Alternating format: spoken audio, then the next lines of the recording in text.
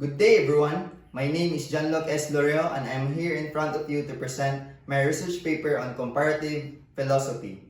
So, my title is Comparative Perspective on the Phenomenon of the Absence of God. And the philosophical question on this research is that, does the perceived absence of God alter our understanding of morality and purpose? So first, I will explain to you what is the definition of the absence of God. So the absence of God is akin experiencing a void where we once believed certainty and meaning existed. Consider standing in a room that originally filled with light, warmth, and a feeling of purpose, but now brightness is gone, and all that remains is profound silence. For ages, people sought solace in the belief that God was always present, guiding and protecting them. It provided structure to the universe, purpose to suffering, and a moral compass for life. For the 3 points that supporting my Indian philosopher, which is Gandhi, first point that Gandhi stated is that Gandhi's commitment to satya or truth and ahimsa or non-violence reflects a deep engagement with the divine that transcends traditional religious boundaries, demonstrating how absence does not weaken but redefines faith. Second point is that Gandhi's life shows that the experience of God does not depend on constant presence, but can be found in dedication to moral principles and service.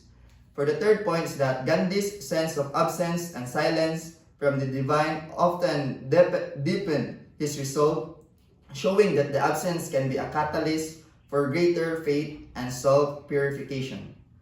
From the book of Gandhi and from the quotation from Gandhi, God's silence tests our resolve, not to abandon us, but to strengthen us. In those quiet moments, our faith deepens and our commitment to truth and non-violence grows. Absence becomes a space for refining our spirit, turning struggles into steps toward inner peace. The divine is never truly absent. It is present in the lessons of every trial. This quote captures the essence of Gandhi's perspective that divine absence is not a void but a testing ground for faith and inner growth.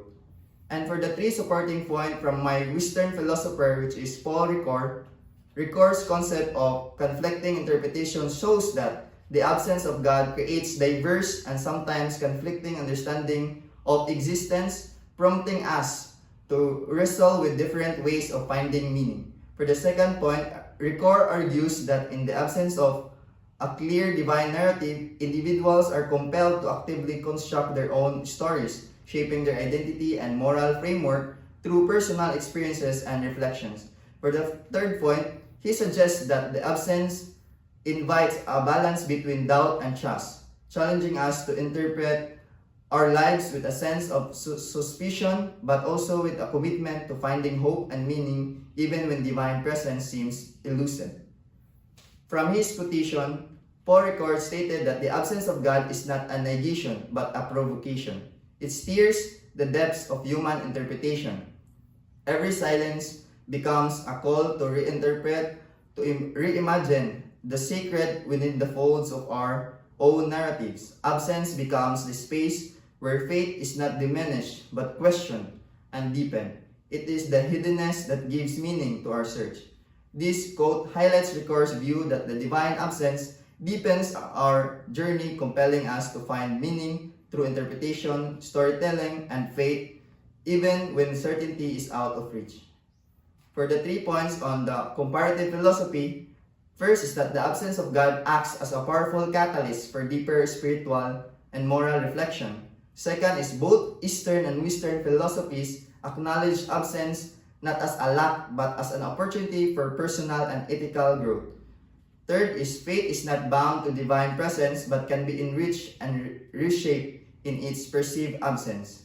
And for my conclusion, the perceived absence of God both challenges but also enriches the human journey, inviting us to explore faith, ethics, and purpose beyond the boundaries of traditional belief. That's all. Thank you.